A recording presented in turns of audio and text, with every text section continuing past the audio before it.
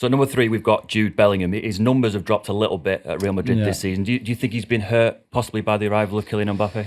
I think it's a bit of a different role, sure. I think Carlo Ancelotti and the team had to find the best combination for Vinicius and Mbappe and Rodrigo and Bellingham, and where to put them and where they could feel, I guess, the best, really. And I think it's probably... We said it earlier in the season. For me, Bellingham had to play a little bit higher up on the pitch, closer to Kylian Mbappe to get the best out of him. I think even when England, we saw when he was closer to Bellingham, to Harry Kane, that was better for him. I would only see him there. Then he can do a bit of defending if he wants. He runs a lot. He's very physical, all of that. But yeah, I think from being maybe one of the main guys going forward, now he had to settle for something a little bit different this season. If you had to pick a position for him, because I saw him in the City, Real Madrid, those 2 ties in the Champions League, he's playing high up at one point, he's dropping into the left of midfield to do some defensive work. If you were picking that team and you can only pick him in one position, where does he play? I would go behind the striker, behind Mbappe. And then from there, he can, with the ball, he plays quite high. I don't want him deeper to try to do the build-up play. This can be done by Modric or Tchouaméni, Camavinga, whoever else. I think I would want him higher up the pitch. And then defensively, I think he can be the free man you want anyway. Yeah, he can cover on the left because Vinicius and Mbappe are not going to defend much. I think he can also have a bit of a free role where he's the first one to trigger the press and go and hustle for the ball, because physically he's clearly better than probably anybody even on this list at 21. He's got this incredible physical strength, energy, stamina that I don't think many others in this list have. So for me, that's where I would use him. So the situation that Tuchel said that he was doing too much for England. Yeah, I agree. I think is that not because with Real Madrid he looks around, he can trust the players behind him to create play. With England, he's not got a Modric with England. He's got Declan Rice and Henderson. And Henderson. Seriously, that's the point. It's like, does he do more for England because he feels that the players around him? Well, they're clearly not at the same level as Real Madrid. So is he automatically falling into that role of having to do more because, you know, nobody else can do what his teammates at Real Madrid can do? Maybe. Or do you think he felt that he had the responsibility as a leader already, or maybe he wanted the leadership, and to get the leadership, say, look, I'm here to do everything. I can defend, I can tackle, I can score, I can assist, I can run everywhere, run down the channel, create something like with the Max Lewis Kelly goal, for example, against Albania. And that almost, he put that up on himself because he wanted that leadership role and people to say, oh yeah, you're indispensable because we need you for everything. But is it more of a negative thing at times? If a player's doing maybe. Because it needs a good coach to say to him, no, actually, you need to do that. You need to be more disciplined. Yeah, you can get more out of the teammates. But I mean, frankly, with all respect to Tuchel, this is kind of irrelevant. You're playing 2 games against opponents who are going to go and pack the box. And I think Bellingham probably looks around and says, and as Joel said, maybe wants to make a statement. Also because you talk about leadership and who the stars on this team are. Obviously, Harry Kane's not getting any younger. Others are in and out. He thinks it could be him for the next decade. So he wants to take on the responsibility. It's frustrating. You saw that in the Latvia game when, you know, they didn't have a shot in goal for the first 35 minutes until the free kick. So he's willing to take that on. But I think we should judge him on his club football. And there, it's the dynamic that we talked about. But okay, I get your point in the club football situation. Let's throw forward to the World Cup 2026 to play in France or Argentina in a quarter-final. Can you allow Bellingham to play where he wants then, or do you have to say to him, look, you have to be disciplined, you have to play in this certain role against a better team? It depends. It depends what's going on with the other players around him. Because I may want Cole Palmer in a free role. I may want Phil Foden in a free role. It depends on the opposition. Tuchel's all like, oh yeah, we're all carefree and stuff, but maybe he'll turn into Gareth Southgate and we're all going to be, you know, defensive and skid marks, right? I think that's the reality of the game. I think he's always going to try to seize the game. That's part of his personality. It's part of what makes him great. Can also be to the detriment of the team. But I think he's learning in Real Madrid where he's playing with guys who are as good as he is and are better than him at many things, that I think it's helping him internationally because I think he has to adopt that discipline a little bit. The danger with flexible players is they're always asked to be flexible. Yeah. That always happens. If you're the player who can fill in a number of different positions, because other players can't do that, you're always the guy that's having to kind of take a secondary role a little bit to make sure you can pick a Foden or a Palmer or someone else. And ultimately, eventually, that's going to be to his detriment. Yeah, I agree. And that's why you need a good coach with a structure that would say, okay, this is where I want you now, not everywhere and nowhere at times, I guess. And I think Carlo Ancelotti has found a way now for this Real Madrid team. Let's see where they go now this season. And for Tuchel, it's a bigger job because, you know, if you play Bellingham behind Kane, what do you do with Palmer? What do you do with Foden? Then there's a lot of other questions. Okay, so to discuss the player at number 2, we're joined by Jan Fjortov. How you doing, Jan? I'm fine. How are you guys? We're good. So 15 goals and 13 assists in all competitions this season has got Karl-Heinz Rummenigge saying that Florian Wirtz is the best player in Germany right now. Is he right? Well, I agree with him, but it's easy for me to agree. I am not a Bayern legend, and when we know they have Musiala there, that kind of statement from Karl-Heinz Rummenigge made headlines in Germany. But I do agree with him. I mean, German football is very fortunate to have two of the best around in Musiala and Florian Wirtz. But for me, if I had to choose one of them, I would go Florian Wirtz. So obviously he's at Leverkusen right now, and he's had a great season. But I was at the Bayern Munich game and he missed the second leg. It showed how important he is, the fact that he wasn't there. But how good is he? I mean, is he a Ballon d'Or candidate, or are we still quite a way away from that at the moment? Well, sometimes when we discuss on ESPN Ballon d'Or, we discuss that in all different ways. But yes, of course he is. I guess it depends where he ends. We have seen those kind of awards. You have to win something. You have to win the Champions League. You have to be on a successful national team. But Florian Wirtz, with his records, what he has set since he was 17, 18, and now getting into his 20s, he's getting old. Now, I'm just joking. This is a guy who is ahead of everything. Then, having said that, he had a cruciate ligaments done. He came back from that again. Came back. Hopefully, he's back soon now from his injury. So yeah, absolutely, this will be one of the players we will of this generation always talk about when he's talking about the best players in the world. Yep, Florian Wirtz. He's right up there. I think one of the interesting things going back to the Wirtz versus Musiala dynamic, and I wonder if there's an argument to be made that maybe Wirtz also looks better than Musiala because he's on a team that, even though they're behind in the Bundesliga and they were knocked out of the Champions League, but it's a better coached team. It's a better organized team than Bayern are right now. I don't know. I find it very difficult to separate the two because when I see Musiala, he floats like a butterfly and sometimes stings like a bee. But there's no question that, I don't know. I'm sure Jules will come up with somebody, but I don't know if there's a country in the world that has two pairs of talent or two talents in that age range that are as good as these two.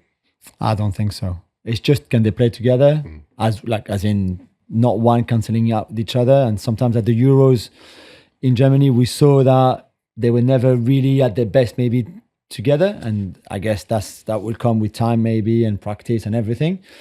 But yeah, I just think he's amazing. I think Jan is right. He would be in the Ballon d'Or conversation very soon. He's going to move to a bigger club. No offense to Bayer Leverkusen, but to a bigger club this summer, whether that's Bayern Munich or somewhere else in England or something.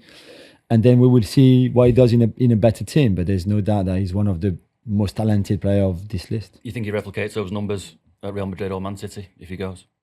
Yeah. I think he's a player to be 15-15 or 20-15 every single season. 20 goals, 15 assists is something that, I don't know what you think, Jan, but something that he should easily be the target for him, to have at least 15 goals and 15 assists every season. Oh yeah, definitely, and he looks like that mature guy that will adjust to wherever he's going to play. If that's City, if it's Real Madrid, if it's Bayern Munich. The interesting thing about him that a lot of people think that he will go in this summer. I'm not 100% sure of that. I think that maybe he can stay on because they have always had a sensible plan of his development.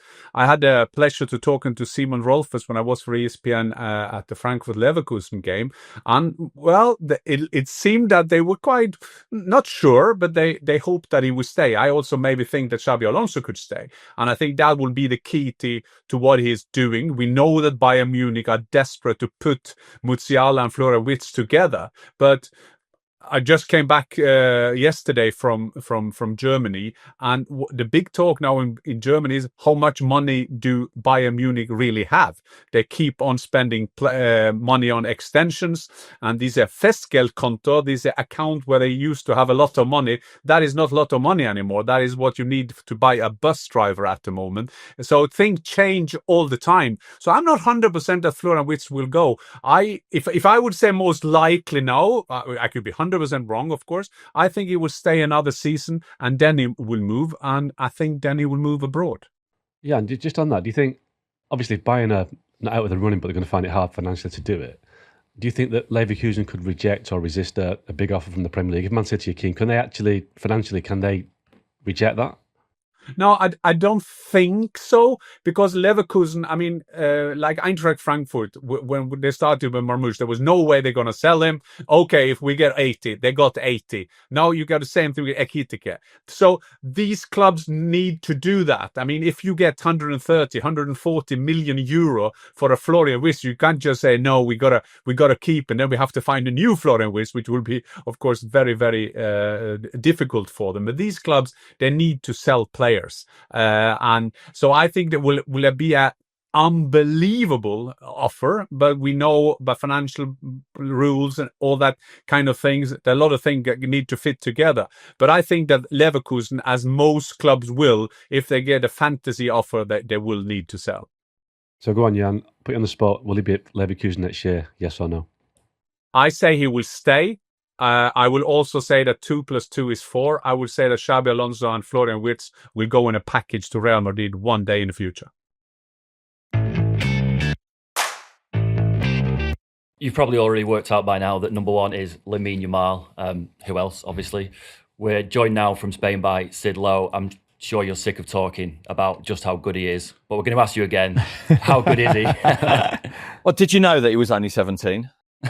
Someone mentioned it once, yeah. It feels like this kind of this preface to everything you say about him, or you have to say how good he is and then go, oh, and he's only 17. But I think we probably shouldn't get away from that all of the things that he's doing at an age where a lot of players are still not even playing first team football. I think, of course, there's a risk that we project onto him what we think he's going to be rather than just what he is being.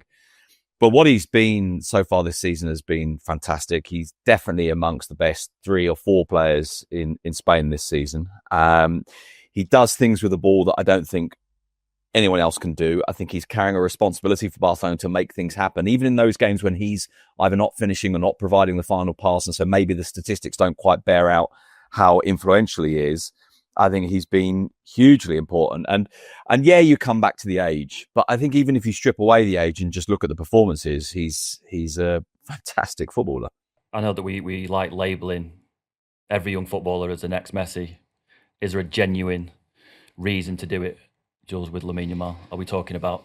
Yeah. I mean, remember, was it last season, Sid, when Michel, the Girona manager, was saying like, I don't want to do this, but I have to. Like, he's as good as Messi was, and certainly he's at 17 now. He's played more than Messi did and has done better than what Messi had done at 17 too. So the rest, I don't know how many Ballon d'Or he would win, or World Cups, or Champions League, etc., league titles, all of that. Nobody knows.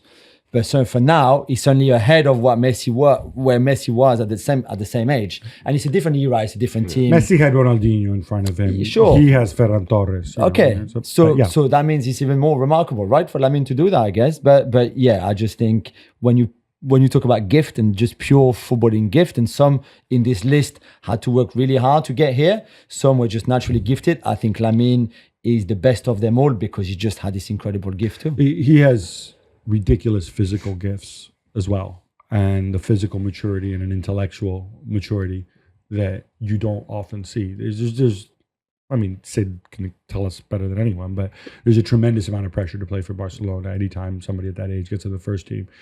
He has the physicality and he can thank his genes for that.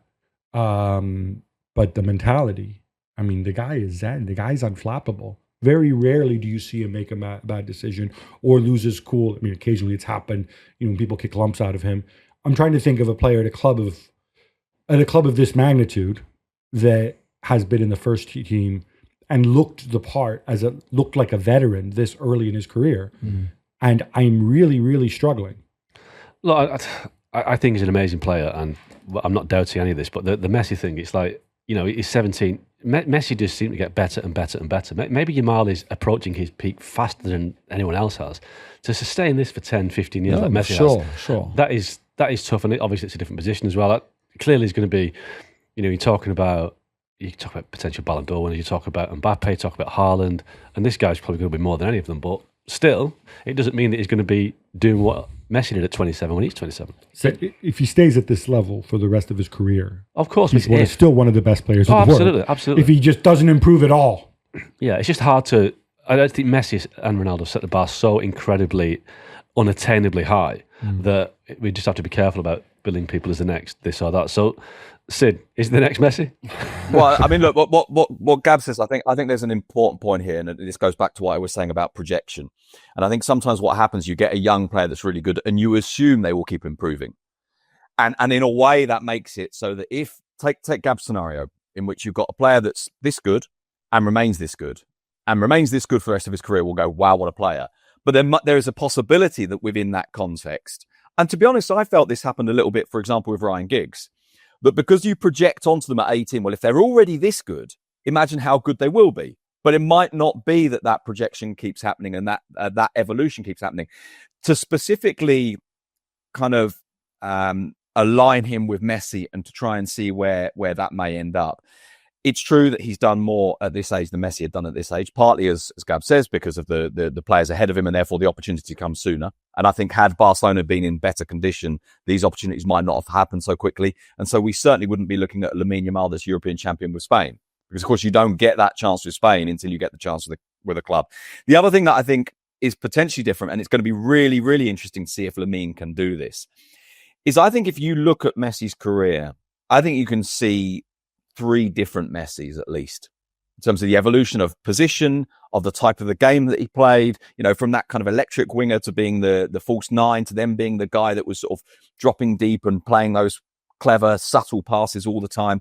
And I think one of the games that probably most stood out for people watching Lamine this year was away at Mallorca. Now, it's only Mallorca, and Mallorca, without doubt, made life slightly easy for him, but he plays a couple of extraordinary passes with the outside of his foot from a deeper position. And then you look at it and you think, this isn't the 17-year-old that wows us. This isn't the kid that's really fast, that takes people on, that's fearless because maybe he's not yet aware of the pressure around him and that is really exciting. This is a kid that has a subtlety of touch and of vision as well. And I think that's one of the reasons to kind of hang on to the hope that he might evolve into something even greater, because I think there's a variety to what he does, not just that, as I say, that emergence of this young, fast winger who takes everyone on, because we've seen a lot of those kind of players. This is someone with a little bit more to him, I think.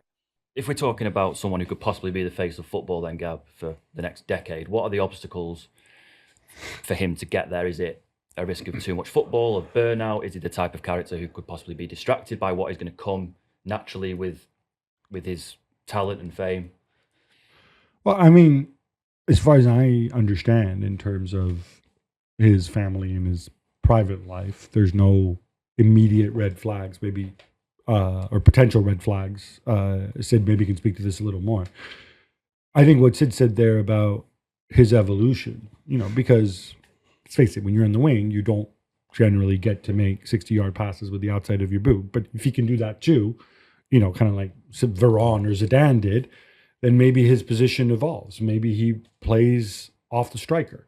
It's still a piece of clay. In many ways, there's a reason why when we see young players get into a team very young, generally they're forwards or wingers. It's because you've got, in some ways, not less responsibility, but simpler responsibility, more latitude for making mistakes and so on. I feel like he's evolved past that. He's shown that he can be the winger who runs at people and puts in crosses and occasionally finish. But he can do a lot more. He's playing a lot more at his age than Messi did, than Cristiano Ronaldo did. And you look at people like Brazilian Ronaldo, who was playing at this age, fantastic superstar. Wayne Rooney. I was waiting for you to mention Wayne Rooney. No, but Michael Owen, that some players, especially forwards, if they're not managed properly and they are overworked, the injuries start. I mean, that's one of the risks, yeah. And that is the big risk with Lamine Yamal, because there is a danger that Spain and Barcelona will continue to play him all the time. That's where you have to manage their career.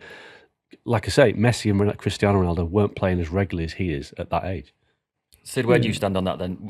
How do Barcelona manage him between now and his fantastic future? What do they have to do to make sure that they can? Let's bring the two things together. One is the physical side of it, and the other is what Gab was alluding to in terms of the surroundings. And actually, Barcelona have been very conscious of that already, because the surroundings aren't easy for Lamine Yamal. His dad is a kind of almost a sort of social media celebrity now as well, and there's been a very conscious attempt, I think, from Barcelona to manage his development as a kid as well, to keep him, for example, in the residency at La Masia for as long as possible, to try and help to kind of guide him. And there's always a risk, I think, of being over smothering in those scenarios, being over paternal. But Barcelona, I think, have been conscious of that. And the early signs are that he's very bright, very well aware of the environment he's in, and very, very capable of handling that. The physical side of it, it's interesting that this happens with Barcelona as well, because of course with Barcelona there's lots of red flags in their very recent past. We all thought Ansu Fati was going to be a phenomenal player. And actually, to start with, he clearly was. But he's had big injuries, partly for being overworked, but partly, of course, his injuries being 2 knee ligament injuries are a misfortune rather than just overwork. There's been an awareness of the misfortune that befell Gavi, and in particular, the overuse of Pedri. So the year that Pedri played the Euros, which is the year that the pandemic Euros that was all around 21. Europe. Yeah. And then he goes to the Olympics as well. And he played, I think, something like 72 or 73 games that season. It may even have been more. I can't remember the exact number. And there was very, very conscious awareness from everybody that this nearly did real damage to him. And I think there will be a care taken there. But the problem, of course, with this whole debate about taking care of our players, and it was really, really evident with Pedri, and I think it will become evident with Lamine. In fact, I think it already has been on occasions, is, of course, you've got the national team and your club involved. And as we've seen, whenever this debate comes up about fixtures and the calendar being too big and there being too many games, everyone always says you have to play fewer games. Yeah, but don't play fewer of mine, play fewer of yours. And so everybody kind of says, well, no, I want him to be rested when he's with you, not when he's with me. And I think Lamine himself may need to be a little bit proactive in that, but there's certainly sufficient warnings to try to protect him. Thanks, Sid, for joining us. I think we're all in agreement Lamine Yamal is a deserved number 1 pick. Yeah, definitely. And that's all for this week. Don't forget to check out the full list on ESPN.com. We'll be back next week to discuss PSG's post-Mbappe resurgence with Jules, and also hear from Harry Kane ahead of the Classica. Thanks for listening, and see you then.